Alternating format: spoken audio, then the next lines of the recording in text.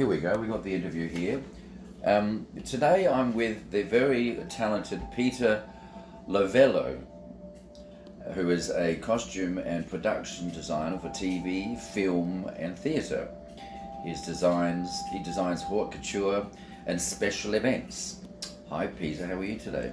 I'm very well, thank you. Oh good. Well, I met you last night at the annual 27th LA Art Show, and I noticed you were matching the pink fuchsia colour used for the VIP lounge at the LA Art Show. Was that right? That's correct. That's right. And I actually didn't know who he was from a bar or so I just thought, I'm very visual myself, and I thought, do you realise you're matching this set? So I called out to and I said, hey, you are blending with this LA decor, where you then said I actually designed it. So that was quite a bizarre way of meeting you. So Peter, tell us a bit about the project you have recently done for the LA Art Show, and apparently you also was one of the original conceptualizers of the... Yes, I was asked to come on board about 25 years ago when it moved from being just a small show to becoming like an exhibit at like a convention where galleries would show their work and buyers would come and see it. But it had a very convention feel with just pipe and drape, and there was no drama, there was no style, there was no interest other than the art on the wall. And the management team found me through a series of people who said, we know this gentleman, he does events, he does design, and maybe he can help you pump up the look of the show so it's more interesting than just pipe and drape and hanging a few pictures. And that was at the Wooten Center at UCLA, and I've been doing it ever since.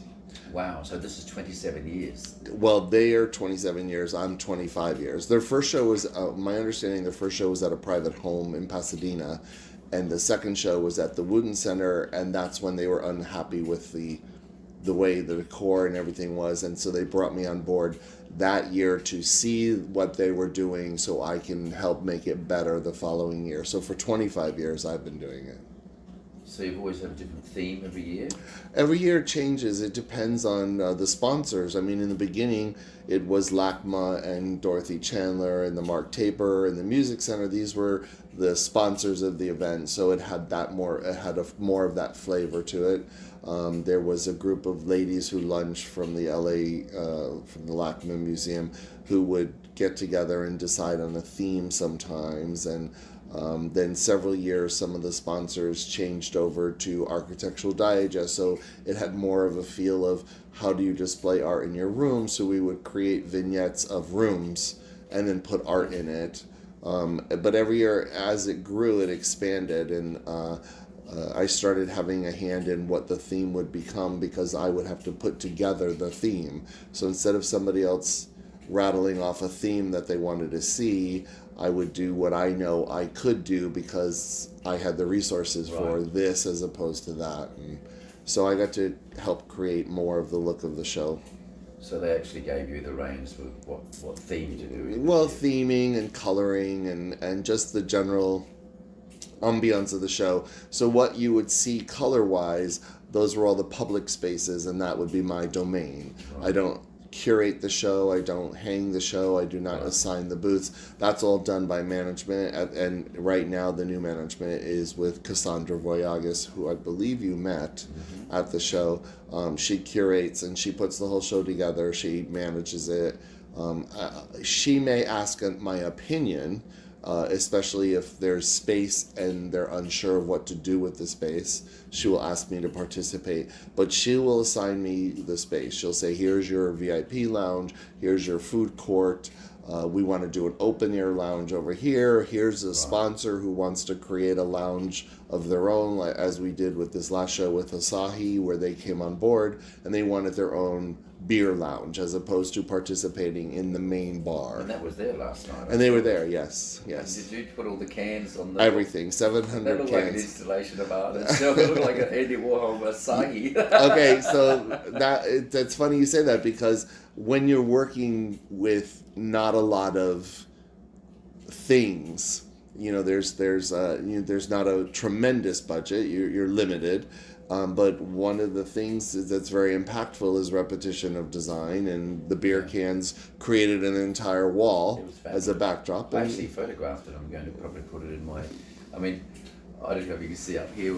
During COVID, during COVID, I got my little Campbell soup here. It's my own little sort of feast, but it's also a functional thing too. Yes. For those who are listening, I've got all these cans above my. I had a storage issue here, but I thought over COVID, all the craziness, it's extra food. I thought I'll just make it look like an art installation as well. Like what Andy Warhol done. Well, there's the Campbell soup up there, and I thought, but it sort of triggered that last night when I saw that, and I didn't know you did that. So there you go. There's another little thing I noticed yesterday. I didn't even know it was you. Second must be exciting though. My mother used to do interior designs for show homes. She had like a big warehouse full of all. And she'd swap things over and change them because they had show homes, display villages all over north, south, east, and west. This is in Australia, in Adelaide. My father's a builder, but saying that, you have a big warehouse too. Oh so no, you don't I no longer live here in LA. When I used to live here, I did have a little bit of supply, but doing costumes, it's clothing. It's not really furnishings. Right. But I have a lot of friends in the business. In the beginning, because of doing movies, I worked with a company called Green Set, so we would sometimes rent trees and shrubs and hedges and create a forest inside the Barker hangar, because we would get a deal because I knew the people there and have used them in other movies. The same thing, I have an incredible artist, Edgar. His name, he goes under the name EIO, and he does the windows out of the closet, and he helps me a lot. I know that guy. He's brilliant. He's the most talented young man I've ever met outside of myself. And undervalued, I think. Totally. Even though the company has finally recognized him and moved him now to do windows at their other locations, his windows in West Hollywood have blown me away for the last 30 years. It blows me away too. I just think he's brilliant. And unfortunately, he's not represented by a gallery, which is every gallery's mistake. He should be gallery represented. But any way I could get him involved in the show, I did. So several times, once at the Barker hangar, we had large displays for the entrance. They weren't gallery spaces, they were entrances to come in. And I had him create an all-white entrance for both sides. Several years, he's also brilliant at creating wearable art, clothing that you wear. So he would bring his artists in the he would bring his models in the clothing that he designed. So one year, as a benefit to St. Jude, who's one of our sponsors, we displayed his pieces as art, but in their community booth that they do. It wasn't part of a gallery or anything, but it created the look of what we were doing for the day. His work is brilliant, and he would assist me sometimes where there was a piece of furniture out of the closet or something that he can give me a little bit of a break on, or the owners would give me a little bit of a break on. And 99% of the time, if we don't do anything to the piece, like if we don't spray paint it or anything, we just give it right back. So we'll take it as a little bit of a rental. Oh, it's a $50 piece. He's giving it to me for $25. We're not using it anymore. You get it back. Wow, that's so great. Yeah. So it's nice to know people, and like I said, having done this for so long, I have a lot of resources, but not the kind of resources where nobody's going to give me a suite of Mitchell Gold furniture to put in a lounge. Right, yeah. So, But you hire the rest of the furniture stuff. We do, we rent, and we have several rental companies that we thoroughly respect and use year after year. There's one that we work with through St. Jude, which is called Signature, and while it's your traditional convention furniture, it's clean, it's serviceable, but there's very few pieces that are spectacular. So you're not going to create an eye-popping room, but you're going to create an interesting room. And my goal is always like, let's make the room not be the center of attention. Let's make the art that's in the room or the people that are coming into the room. So as long as it's a beautifully clean sofa or chair, it doesn't matter to me that it's not a Louis the 14th piece or a Stickley or something. Yeah, I don't want the rooms to be the showpiece. They just need to be the backdrop for everybody else. And these companies, Regal Rents or like I said, Signature or any of that, they're brilliant. They're always there. They last minute there's a panic, something happened. Oh my God! Now we need more furniture, and they'll be right there that hour with. That's what you need. Yes. The events industry is not an easy industry to be in. It's very demanding. Because there's so many, especially when the creative people are involved. Yes, because it's very difficult. I mean, every once in a while they'll give me a little bit more money to do something spectacular. Last year we did a food court where we hung 6-foot chandeliers that were like hotel lobby chandeliers. Wow. But they were so high up in the air that they looked like tiny little like bedroom chandeliers and yet they were it was a rental and it worked, but it wasn't as impactful as you wanted it to be because they were too small. Even though they were 6 feet, they were too small. So this year Cassandra allowed us to create our own. So with a little spit and some glue and some paper and paint, we created 9 chandeliers, which you saw, 4 massively large 8-foot by 6-foot in diameter chandeliers. And once they were painted and texturized, people thought they were vinyl, people thought they were leather, people thought they were hammered metal, but it was just cardboard. And so we were able to do a brilliant setup of lighting and not cost the event a fortune. You started doing all this creative visual stuff when you were 14, I believe. Is that right? Yes, I designed my first stage show, both production design and costumes at 14. Wow. So have you always been a very arty-farty visual person? There are 5 of us in our family, and all 5 of us have gotten one exclusive talent that was enough for 5 people. Like I have a younger sister, she's an athlete, she had a scholarship to college. They make fun of me when I joined the softball team. Her inspiration for me was go to the batting cages and practice hitting the ball. And I thought she was giving me a tip, but she said, you run so slow, you need to hit the ball out of the park so you can get around the bases. My brother could take apart a car and put it back together in an hour. Wow. And I got my license 9 days before I turned 25. So everybody had a little bit of talent in their own sphere that they were excellent at, and I got the creativity, or at least I think I got the creativity. My middle sister is extremely creative, but in a homey, more down to earth, it's not cerebral for her, it just comes natural. It's like she's very earthy, and it's more interior design like my mother would probably yes exactly. So she and she's business oriented. My oldest sister is brilliant with numbers, absolutely brilliant. I mean, I remember her in high school having clients where she did their books. And I'm like, what high school child thinks to start a business where you're doing books for other businesses? I mean, I was not enough. Once math started introducing letters into the equation, like algebra, I was done. When I hear you, brother. It's like I wasn't very good at math. So X plus Y equals shit. Yeah, that's what I'm saying. It's like it was bad enough there were numbers, but now you're throwing letters in too. It's like I was horrible at math. I can tell I failed, but I got A's for art. See? I was, I'm a performing artist, but I'm also a visual artist too. I'll do that when I get older. But my mother was a hairdresser and an interior designer. My father was the builder,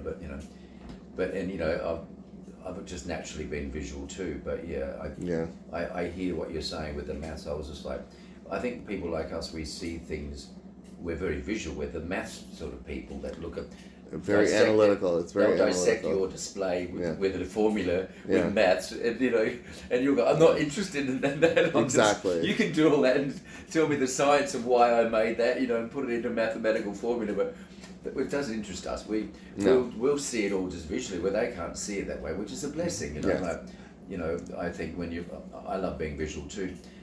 Now you into haute couture clothing as well, so I did. I've worked with some of the most amazing couture designers. When I first moved to LA, there was a group, I believe it's still here, but it was called APLA, H Project Los Angeles, and every year they would bring a different designer to do a fashion show. And I was very fortunate to know a local designer who got me involved, as well as another costume designer. And so the very first year I participated was with Gianni Versace. And prior to that, there was 1 year prior to that where they just asked local designers to recreate famous Hollywood gowns or costumes, recognizable costumes, like the Spectator outfit Betty Davis comes out of the boat on Now Voyager, or Scarlett's red dress from Gone with the Wind. So they had locals doing that, but then the following year Gianni Versace stepped up and put on a fashion show, and then it was Terry Mugler, and then it was Isaac Mizrahi, and so every year I got to work with all these amazing designers and do alterations, fittings, alterations. I remember though with Versace, because I spoke Italian, I got to be the liaison between the APLA seamstresses and the Italian seamstresses, and okay, you can do this here, you do this, oh, you do this, che voglio fare, you go over here, you do this. And it was, to me, it was just amazing, but you contain it all inside of you, and then the excitement doesn't come out until it's all over, when you realize, oh my God, I just helped Gianni Versace put on a fashion show where there was $1.5 million worth of models on the runway for the closing moment.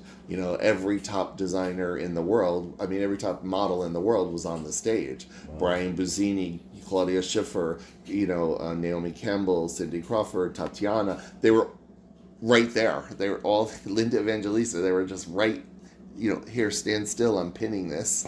It's just amazing. And then he also had a lot of celebrity clients come to the event wearing clothes. That's how I met Liz Taylor. That's how I met, they're going to not be in the fashion show, but they're going to wear something Versace to the event and have it altered and repaired. And Were you sort of traditionally trained in fashion? No, I learned how to sew approximately when I was 5 years old. My grandmother gave me a needle and thread, and she taught me how to do a little satin stitch. We used to go to my grandparents a lot. It's a very Italian thing back east. And she would show me how to sew little things, and then she would help me when I was doing a pattern, because I didn't like to cut a pattern through measurement of, again, math. I would prefer to drape a pattern, so I would create my own. She would assist me and do stuff, and every time Can you actually sew a whole dress up? Yes, absolutely. No. I could do it on machine. I could do it by hand. I've done hundreds of dresses. I did my sister's wedding. I sense that you were a natural. I didn't think that you went to, because sometimes that, when you're actually self-taught. Who taught the teachers to begin with? Someone has to know. Eventually, there was somebody who had to do it on their own. So who taught them, or the teachers? Well, who taught them? Someone has to have it. You have to have it to start somewhere. I know, but it's nothing wrong with going to get schooling and stuff. But some people, some people go into these industries and then they haven't got the natural talent. You can get all the schooling you want. Yes. You still don't have that edge. Well, see, that's what I've always believed, and that's what when I lecture. I took a course one time for a friend of mine who was teaching at FITM, and I finished the course for him. He had other commitments, and then I also was asked back to lecture, because I do costumes for film, I do costumes for TV, I do costumes for theater, and those three divisions are completely different. A costume that would work on stage might not work on film because of the fabrications or the color or whatever. So it was weird, because they would say, oh, I'm a designer, but I can teach you the fundamentals of making the costume, and I can teach you the reasons why. But if you don't innately have the vision in your head, you're technically not a designer, you're just a stylist. Exactly. And that's what ends up happening, where nowadays a lot of students come out of school, or even non-students, people who just feel they're creative, they go, I'm a designer. And it's like, but are you really? Because can you conceive a concept? Can you sketch it to be approved by somebody who can't conceive it? And then can you build it? You could be a great sketch artist, but that makes you a sketch artist. You can be a great seamstress, but that makes you a seamstress. It doesn't truly make, but can you take all these different elements and combine them all together, and then you're a designer. You've chosen the fabric, you've chosen the color, you've chosen the style, you make it work for your client. You do all these things, and you're truly a designer. I watch sometimes Project Runway, and I say, yeah, they're not really a designer. They have one look that they can do over and over again. Or, oh, he sketches really amazing, but none of his clothes look like his sketches. Or, this person sketches brilliantly. They have a wonderful concept, but they have no technical skill, so everything looks hardly put together. And I don't think that's fair to the contestants, because some people sewed for 30 years and they have all the training in the world, and you're coming out of school with no sewing experience, but you're a designer, you're sketching, you're conceiving, and it looks beautiful, but you can't bring it to life. Wow, that's very interesting. That's how I feel. That's my opinion. It's no other designer's opinion. Well, the people that are generally very original, they are unschooled, through the system, because sometimes that can contaminate your thinking and your belief systems about how things should be.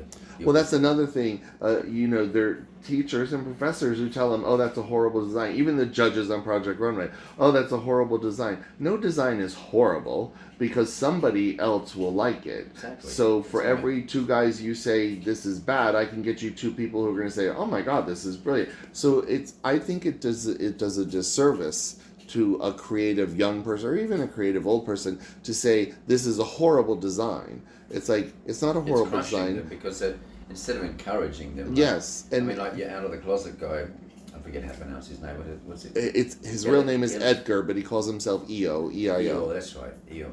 To me, I look at him. He'll make a dress out of spoons. Spoons. The angel wings out of the plastic forks, where they look like real forks, but they weigh nothing. And I'm like, But that's, to me, you could say we've only got $100 to spend, and you'll create something that will look like, Absolutely. And that's when you'll get the idea of, I've only got $100. Maybe I'll use these plastic spoons. or he does newspaper dresses, or he does. One of my very first projects when I moved to LA had been the windows for Fred Heyman, Beverly Hills, who used to be Giorgio, and he had a sale going on. So from a project I did even 15 years before I moved here, I took all this tissue paper and his paper bags and his ribbons, and I created gowns on the mannequins, because I wasn't going to put an outfit on there that was going to get sold 10 minutes later, but I would create all these evening wear pieces that said sale, so that the mannequins were still dressed, but we didn't have to worry about the merchandise coming on and off the mannequin. Brilliant. So, you work with what you have.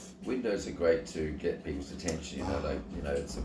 It is an art, and I just love that guy. I'm so glad to hear what you're saying about him, because I think, I'm surprised he hasn't dressed some big star on the Oscars or something. If I had the ability, if I had the contacts, if I had the resources, I would actually be his, I don't know what you call it, mentor. I would be the person that would fund this boy's career, because he's, as far as I'm concerned, he's probably one of the most brilliant and talented people I've ever met. I know. I just love looking at his windows. And I'm thinking, this guy, this is just, this should be on something in New York or on some big. Yes, I think installation. I think if Simon at Barney's was still around to do this stuff, that he would have snatched this boy up. And he started off just working at. He just worked in the store. He was just doing, cleaning up, doing displays and stuff, and then the one store let him do their windows, because you can't really put their. It's a thrift store. You can't put their merchandise in the window. The process is to sell it. So he would just do creative windows. Well, I think that's one of their sales little draw cards for the out of the closet, because everybody can't wait to see those. Right. Every time I'm in LA, I check out what the windows are. Sometimes he'll very graciously send me photos, because I don't get back here often enough, but he'll have changed the window and he'll be like, look what I'm like. It's just beautiful. I've sent them actually to friends, and I have friends who live in Cannes. She's Naomi Goodsir. She's a milliner and a hat maker and got her own cologne. She's an Aussie as well. But I always send them to her. I said, look at this guy. She just loves him as well. But I just think it's a matter of time for that guy to be you know, and I'm Scooped glad up. and you're actually scooping him up a bit in your own way. I wish I seriously I do as much as I can for him because I think he's just brilliant. But I wish I could do more. Like if I won the lotto, the first thing I would do is say, "What do you want, Edgar? What do you want? I'll get it for you. Whatever you need." Stuff and take him to another level. Well, that's probably, you know, you were saying before that you're teaching and lecturing, so as we get older, it's nice to pass on that knowledge and encouragement. Yes. I'm glad you're saying that about, you know, when young ones want to come out with something that might look totally bizarre, rather than squashing. Yeah. Because you don't want the same old boring beige and No, bland, no, exactly. In the little confounds of what they've been taught at school, Exactly. they come out like a sausage factory. But and the judges talk out of both sides of their mouths because they'll be like, "This is a horrible design. This is terrible colors." But I love what you did over, and it's like, you can't do that. It's like, you know, don't grade them on the technical skill if they have no technical skill. Like, don't let the technical skill because look at Dior. Dior would take a pencil and draw a line like this and draw a line like this, and then they would make a ball gown for him, you know, and it was like, wait a minute, how did you possibly, you know, get that accomplished?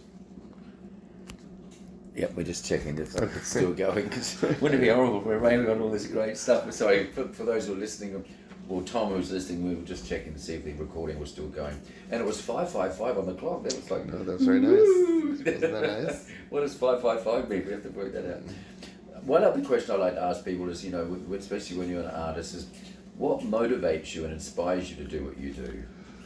Well, at my age now, what motivates me and inspires me is the project itself, the joy of the project, the reason for the project, and the people working with me. If it's going to be a difficult project, if there's going to be a lot of strife, if there's going to be a lot of drama, I'm not interested. I don't care how good it is. But I've had shows where a specific actress will ask me back, or an actor, to do the show for them because I've worked with them, we collaborated and we work well together, or a director or a producer. So I will do it maybe for that reason. I've only rarely done it for the project itself without knowing anybody. Like, I haven't stepped cold turkey into a project and go, I feel very passionate about this, I want to do this. But for the most part, as long as it's challenging me in a creative way without taxing me, you know, physically and emotionally about, you know, well, you have to work 16-hour days. It's like, yeah, I'm not interested in that project. Well, you were probably at a stage in your life where you can pick and choose stuff you don't want. Well, I'm hoping that I'm at that stage, but it's getting more difficult to pick and choose because, again, a slew of newbies are coming out at 18, 19, 20 years old, calling themselves designers. And I can tell you there have been several films where I was being considered for the costume designer's position, and a newbie stepped out and said, I'm a designer, and they were only charging $10,000 because they're hungry and they're young, and they want it. But then they screwed up, and they came back to me, and they're like, can you come back and fix this? And I'm like, for twice what I originally offered, I can, but if you want me to fix somebody else's mistake... Did they?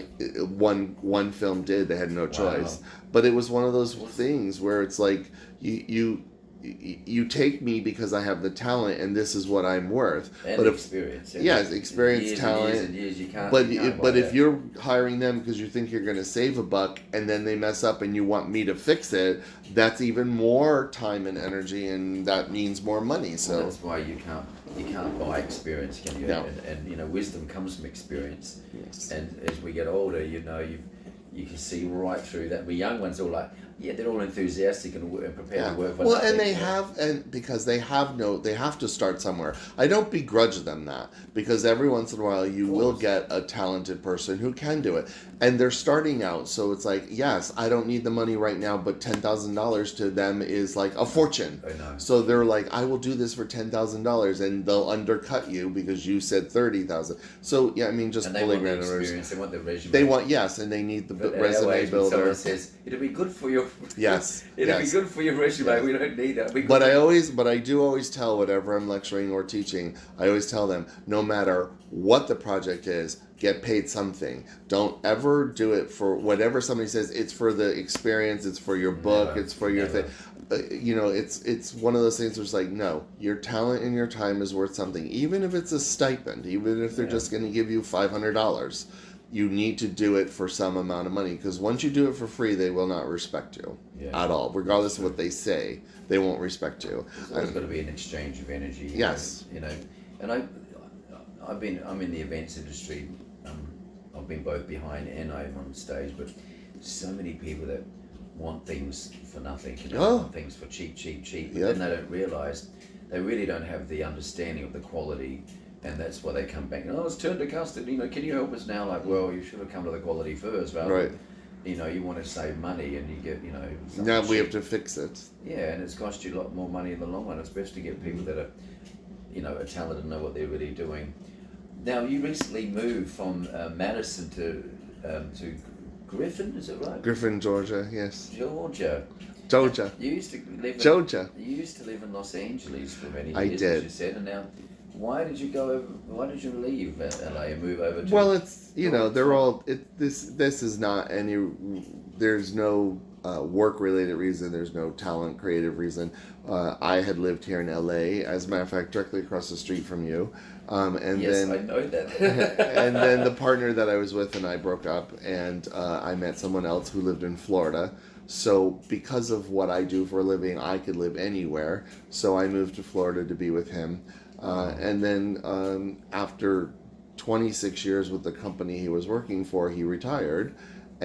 But still wanted to work. He felt that he still had more time to work, that he wanted to work, and he found a job in Wisconsin, and so we moved to Wisconsin because, again, I can do my job anywhere in the world. Right. So I moved with them. You fly anywhere you need to be. It's nice that you're friends with your ex still. I'm friends with my ex too. I crashed with my ex in Sydney too. See, I'm dumbfounded. Well, I mean, I'm just dumbfounded by the fact that people break up and then there's this drama about hating and never talking.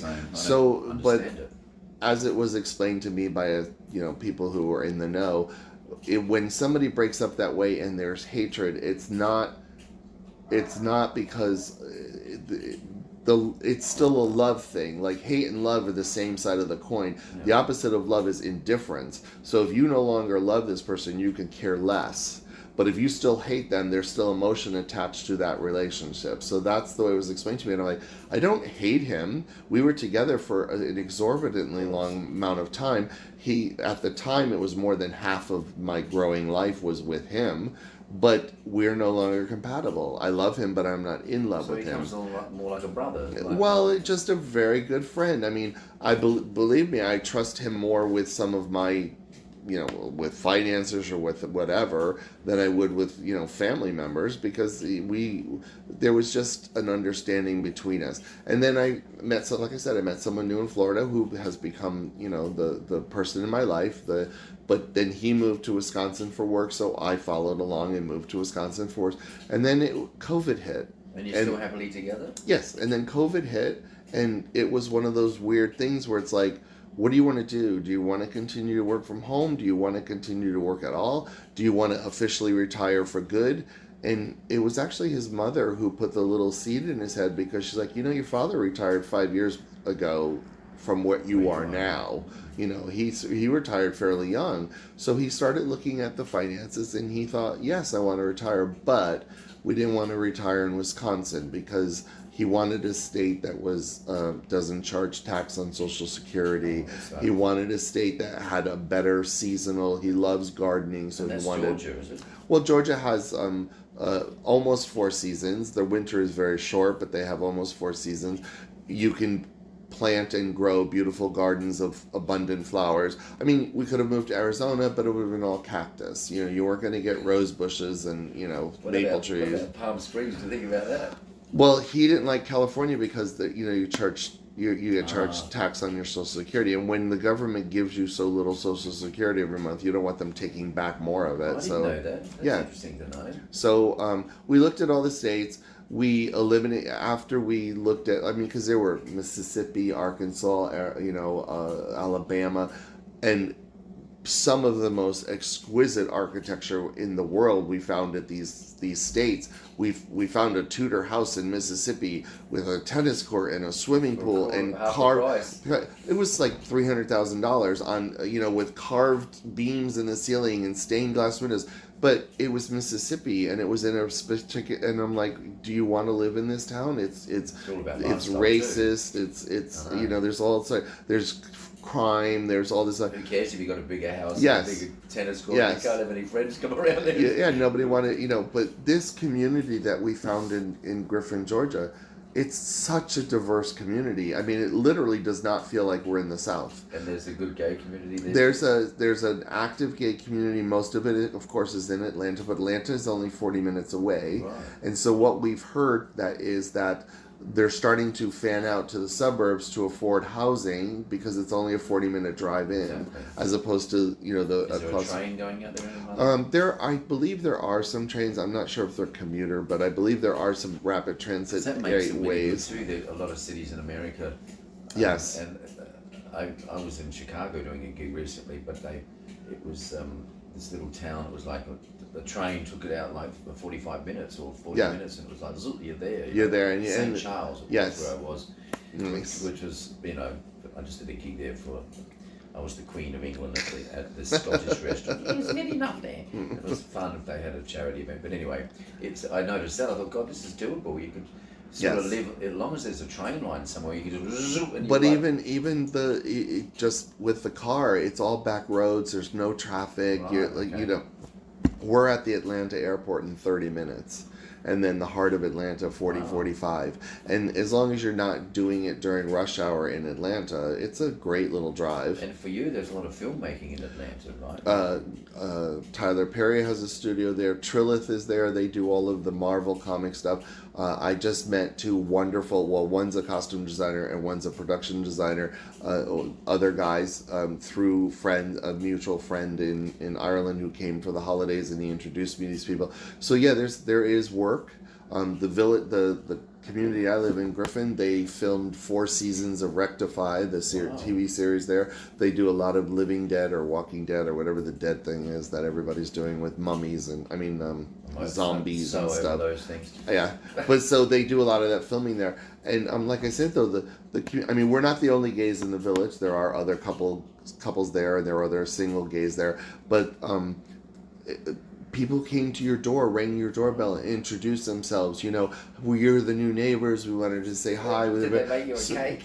We had one young lady brought us muffins. Another people bought chocolate. And they knew you were a gay couple too. They knew right away. So excited we got a gay couple. But they're like, there's another gay couple down the street. You should meet them, and they're probably have a little street party. They do because progressive dinner party. They have it's a small homeowners association. It's not like for like one of these condo buildings. It's minimal. I think it's like $100 a year to join. But they do things like they just had a little Christmas parade. Everybody got on their little golf carts and did a little parade, and then they had Santa Claus, so the kids could Guess who's going to be involved in that when you get older? No. But they did have a. You'll probably be on the committee. They did have a house decorating contest for Christmas, and again for Halloween they do. But our house is situated up on a slight hill, and a lot of people did not want to come up the driveway for Halloween because it's a little. But the ones that did, the brave ones that did, they scared them off. Well, it was Halloween. I was dressed Never come back here. I was dressed as Death. They all got their own little. Candy's not good for you anyway. It was fun. Halloween to me is the capital holiday. It's costumes. It's fun. It's exciting. Well, I'm sure you'll be famous in that street. Then, how long have you been there? We moved in June, so it's only been about 6 months. Well, you'll probably be all famous there before you know it. I think I'm already that gay famous. Couple, that guy is very famous. He's made all movies. Speaking of fame, you work with people. I looked on your Instagram and I've seen you with photographs with people like Betty White. God bless her. She recently passed away. Yes. What an icon. I worked on a TV series that Betty was on for 2 seasons. Really? Yes. She must have been adorable to work Betty with. was... The first day I met her, I made the mistake of calling her Miss White when they introduced me, and I told her and she goes, "Don't ever call me Miss White. That means I don't like you. Call me Betty." Oh. And the next day, I know, but then the next day she said to me, "Hello, Peter," and I'm like, Betty White remembered my name 24 hours later, and I've worked with actresses and on sets where they don't remember you the next day, they don't remember you 2 years later. You could pass them in the street, they'll have no idea who you are. That's why she's a star. Because it's not just about... She was a diamond star, the highest caliber. But that's what makes people... years ago, we have a Betty White equivalent, but it's a guy in Australia called Bert he's just like that. He hosted shows. He's a very funny comedian, and he gave me a break on his show, and he always told me it's all about people, remembering people's names. Like, I actually wrote to him. I sort of saw what he was going through, and I was like the Joseph story, and I interpreted something that I saw and was in alignment with him. He responded, and apparently he responds to all letters. And he got me on the show because I actually wrote a letter to him and got on the show because he was one of these and he's taught me that. And in the industry, it's all about remembering people's names. The lighting guy, the sound people, anybody. That was old Hollywood, and any of the old actors and actresses, that was part of their training. You had to remember those people because those are the people who made you who you were. Yeah, exactly. And Liz Taylor was the same way. Once she knew your name, she would see you and call you out by name. And it's such a shocking feeling to. I don't want this to sound degrading to any of us, but it's like to the common people, to have a celebrity recognize you in public or in a public setting because you're just like, oh my God, Betty White knows my name. Oh my God, Liz Taylor knows my name. Well, they make an effort to do it because they know that, you're just as important. Yes. And they realize that you're doing the costumes or whatever, but they see that you're just as important as them. No one's better than anybody else, but people get more recognized, obviously, like Betty White, because she's been going for years and years, and because she's successful, because she's like old Hollywood. And that's how this guy is in Australia, and I learned a lot from him too, and that's why I've always been successful. It's all about people too. Even my agents, I don't just go straight in with an email and say, "Oh, what's happening with this job?" I say, "Hi Peter, how are you going? I hope you had a great letter." Anyway, about that job, you know what I mean? I don't just go straight into the cold. It's a personal part. It's all about people. And I'm like, that's taught me that. And, a lot of people always say to me that, I'm nice to work with, and that's what gets you success. It's not just being the talent. That's a given that you've got to have the talent. But, you've got people want to work with you because you're friendly. You have fun. And their life is fun too because it's all, they want it to be fun, not some prima donna guy that is all screaming and, wanting everything and blah, blah, blah. You've also had... Moving on, you've had Brooke Shields. For a long time, Brooke created her own line of clothing when I worked for Saks Fifth Avenue and we launched it.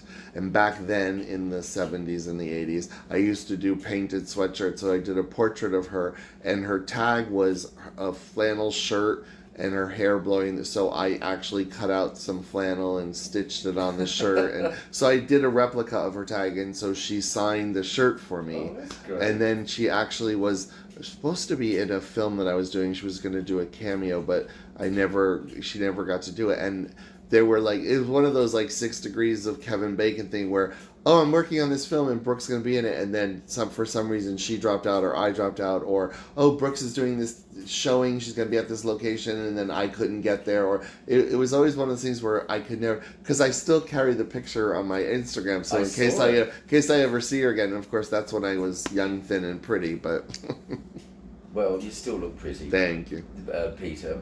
Well, there's a couple of like Florence Henderson, the Brady Bunch. Oh, I did a charity event for it's one of only 2 that I had done here, but it was just chock-a-block filled with tons of them. And there's Florence Henderson in a scene that they were doing. They had the other kids with like big foam heads that the actors were carrying around to be the other kids, but Florence was, and they had her in leather. They had her in a harness and a corset, and something had to be repaired. And I'm on my knees fixing this, and I'm shaking like a leaf. And she was probably in her 70s at this point. And she goes, "Are you okay?" And I'm like, "No, all my childhood fantasies are crashing around me. I'm on my knees in front of Florence Henderson, and she's dressed like a dominatrix." Oh my God. But it was hysterical. I mean, there's a story. yes. Oh my God. But that whole event was a charity event, and there was just celebrity after celebrity after celebrity after celebrity, and just normal people hanging out. Angela Lansbury was just sitting in a chair by herself, and I'm like, Angela Lansbury. I'm like, this is Angela Lansbury. She's like a goddess. So I went up to her and I said, my grandmother told me this a long time ago. She said, if you ever meet her, tell her how much we enjoyed her series and how we would watch it together. Murder, She Wrote. Murder, She Wrote. And she goes, and then get the hell out of there, because every time she shows up, somebody dies. And I told her, and she got a huge kick out of it. And because her husband's name was Peter, she felt like there was like an immediate, oh, your name is Peter too. My husband's name is Peter. So we but I told her that. I said, my grandmother told me I have to leave now because she doesn't want me to the one. One of the lights fall on you or something.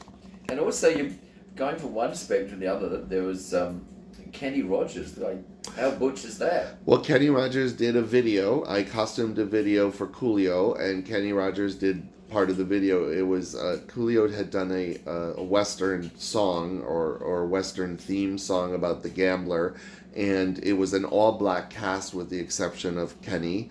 And Coolio played not only himself, but he had done prosthetic makeup to be an old man, so they were all playing cards. So he was playing cards with himself and Kenny as the gambler. So I got to work with Kenny Rogers. I got to work with Coolio. That was a fun little video.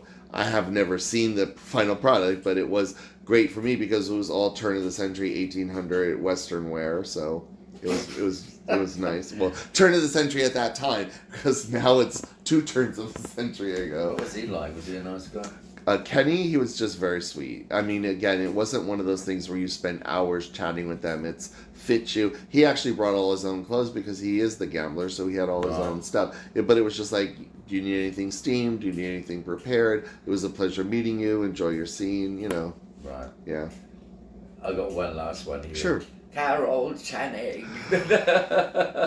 I could tell you personal stories about Carol Channing, but you're never supposed to speak anything about the dead. But Carol Channing, well, because Carol Channing was truly was a national treasure, and like Betty White, but in a different way. The three of them together. But in a different way, because Carol Channing was just as dingy in real life as she portrayed herself to be. And I wish at the time we could have still had. I mean, she left a message on our answering machine back when it was those little tiny cassettes, and I would listen now to. You're saying your age. Well, I know, but I had those as well. I know, but it was one of those things where, like, even John Rubinstein had called and left a message. And I have the kind of wacky friends that would do something stupid like that. Peter, it's Steven Spielberg. I got a movie I want you to do. But it would be my friend. So, this is John Rubinstein. Yeah, John Rubinstein's going to call me. Pippin's going to call me.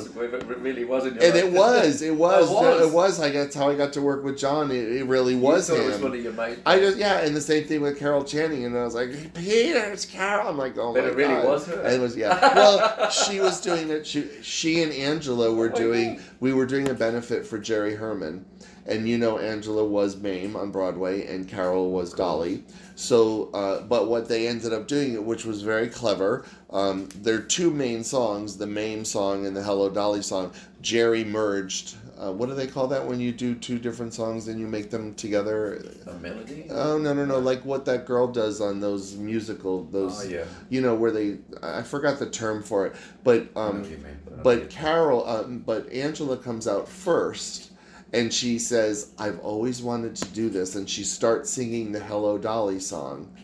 And Angela's backstage and she's like, somebody's singing my song. And she comes out. I think I've seen that picture. And so Angela says... It's on film somewhere. I'm not sure about the film part of it, but it was a stage production. And they may have done it again. I think they did it on one of the...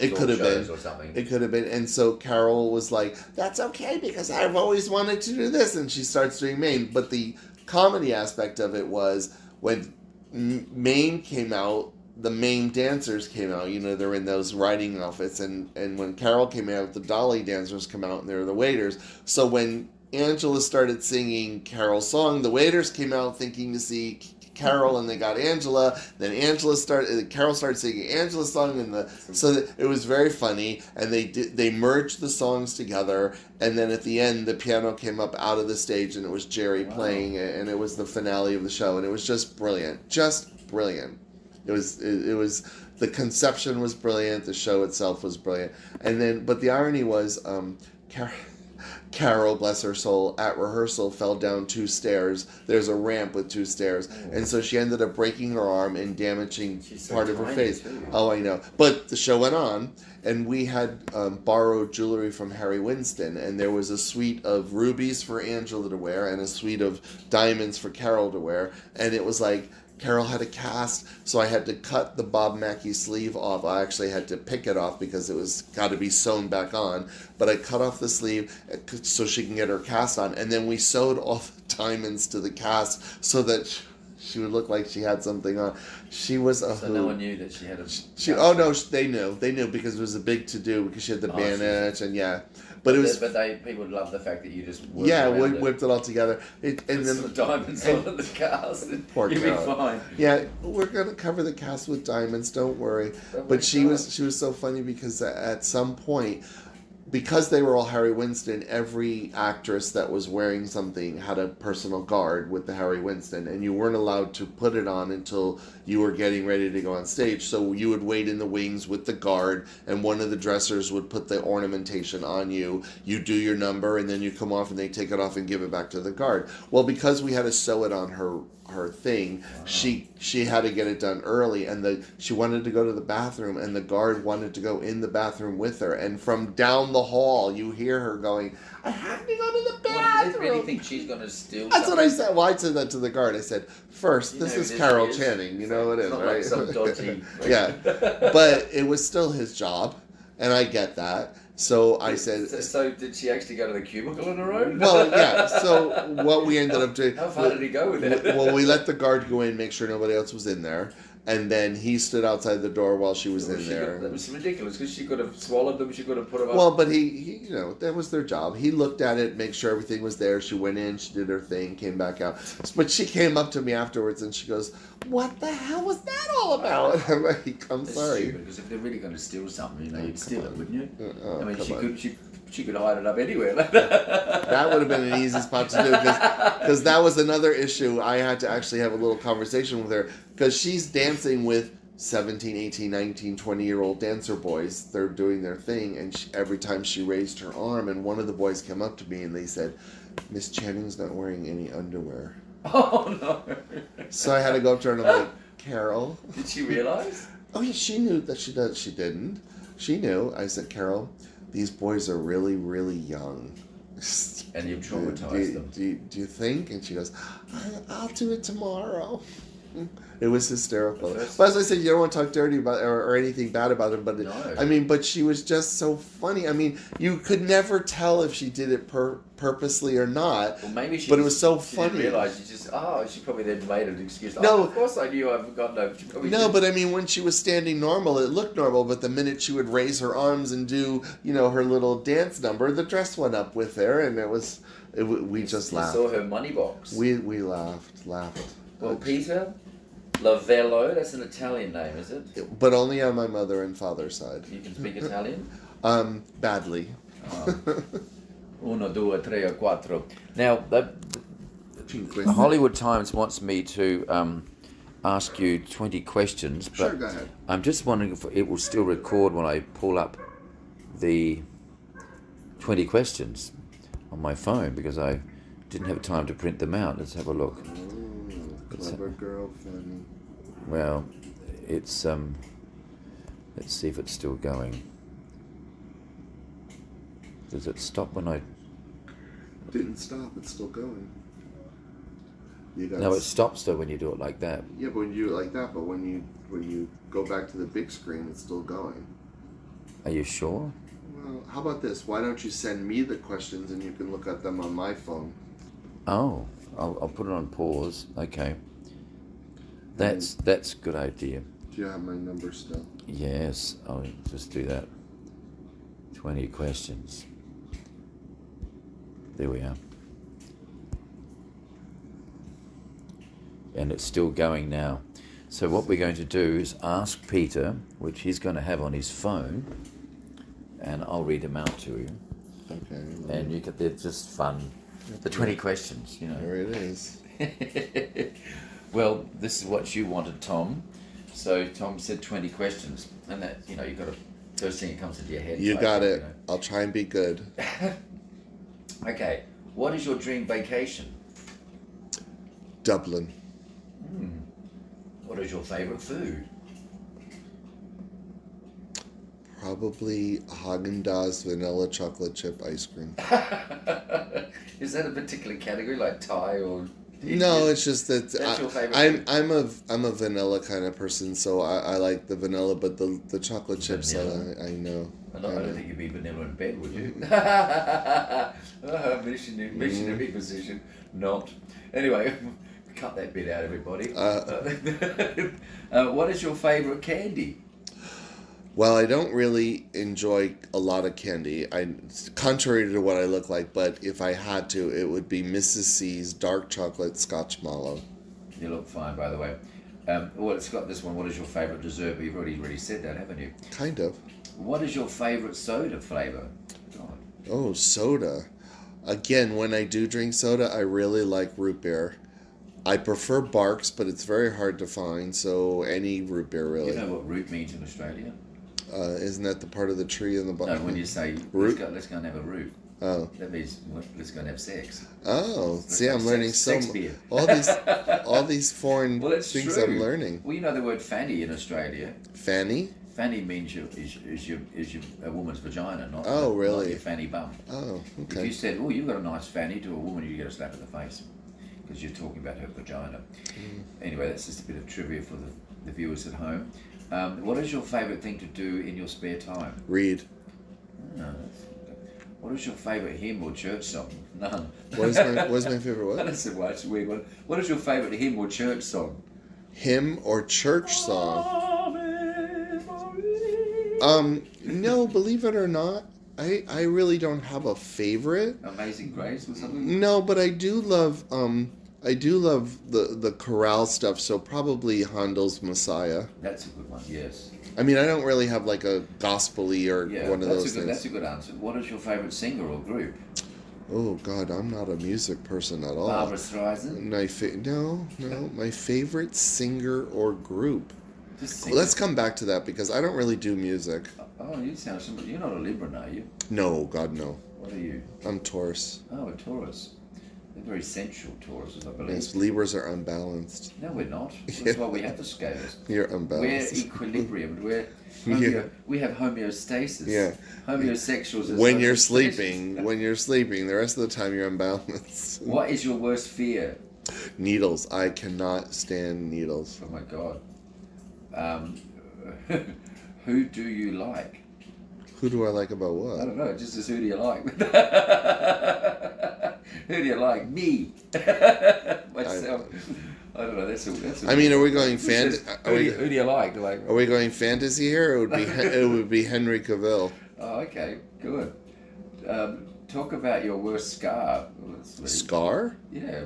I don't. Oh, I do have a scar now. I have a scar from the base of my skull down my spine because I had spinal surgery. Ooh. But I don't see it, so I never think about it. If you were a Disney character, who would you be? If I was a Disney character, who would I be? That's weird. That's a fun. Well, I'm gonna just go off the cuff and be funny and say Tinkerbell. That'll be. I can see that. Well, of course you could. How do you? So, how many times have you moved in your life? Connecticut to California, California to Florida, Florida to Wisconsin, Wisconsin to Georgia, 4 times. Wow, I think I've moved much more than that. What is something spectacular you have done? Oh, we've already heard all that tonight. What can you tell us that no one else knows about you? Ooh. What can you tell? I'm circumcised. Now everybody knows that's not true. What can I tell you that nobody else knows about me? I don't really. I mean, Ooh, you have to think about that one. well, my life's an open book, so pretty much everybody knows everything about me. There's not one thing that's a secret? No. But you're not going to tell us anyway because it wouldn't be a secret. Well, yeah, it anymore. wouldn't be a secret. I have secretly paid for things without people knowing. Does that count? Maybe, yes. That's good. Indoors or outdoors? Are you more of an indoors or outdoors person? I have to say it's 50-50 because it depends on the outdoors. What do you want to be when you grow up? I'll never grow up. I actually would really. I just would love to be healthy. Like healthier. Healthy now? Well, healthier. I don't want to grow old and get worse. I would like to stay healthy or be healthier. Oh, okay. What is your? Are you soup or salad? More of a soup or more of a salad? Well, I only like pasta fagioli, so fagioli. I'm gonna go with soup. Okay. What is your favorite animal? Well, see, there's two because there's one that doesn't exist anymore, dragons, and then I guess bears would be my favorite. Sorry. Bears or wolves. Let's go with wolves. I'm gonna go with No, wolves. I thought bears were great. No, I'm gonna go with wolves. Wolves are my favorite animal. I know. Oh, different bear. Where are you getting what I was laughing at anyway? Oh. Sorry. I was trying to be serious for a change. That's like, no, but it's like, anyway. I'm gonna go with wolves. Wolves are my Wolves, favorite okay. animals. Wolves. Okay, what's your favorite color? Chartreuse green. Oh, wasn't that fuchsia color last yesterday? No, chartreuse green. Was that fuchsia? That was magenta. Was that magenta? Yeah. Excuse me, sorry for that. That's okay. What is your favorite sport? You're not into Sport? I don't think you're into sport. Sport? I know that for a fact. Let's go with men's gymnastics. What about men's wrestling? Well, What about water sports? see, and I tried to be good this whole interview. I tried to be good, and now you're tarnishing. Talking about it. that, what's his name? The gay guy who's the Olympic diver. What's his name? Oh, there's so many. The gay one? The gay guy. I thought he was British. Tom. No, the guy they made a Oh, movie about him. Mark's. You know the guy, I know you're the talking looking about. guy. Yeah. They made a movie about him. Yes, he had HIV, or he has That's HIV. right. But he's still around. He's Oh still no, doing yeah, stuff. I can't remember. Whatever his name is. Well, I'm too old. Who do you admire? We've already heard that too. Betty White. Well, no, I just admire anybody who's confident in their abilities and aren't shaken by things. Like, in other words, you're in a situation and they don't panic and they don't fall apart. And so I admire anybody who has the tenacity to, I know I can do this and I'm going to take care of this, and they don't fall apart and they don't get crazy. Fantastic. Well, that concludes our little chat. Oh, so we're not going to go back to that one I couldn't think of? Oh, you want to Good. go back No, to it? no, I don't remember what it was, so don't go back. Don't go back. Well, Don't go thank back. you very much. You're Peter. welcome very much. It's been fun. It has been fun. I hope you can make something of this interview. I hope so too. Look at that, we've gone for 1 hour. That's not bad. That's good. Have you ever had an interview like this before? No, not for an hour. Well, I'm going to send you the copy so you can at least Yes, please. hear I would it. Love to it. This could be something you have before you die. You can put it out there when you're long gone. Well, and they'll go, and who's that's that? going to be soon. And they're going to say, who's that crazy Jason guy? Oh. Anyway, we'll stop now.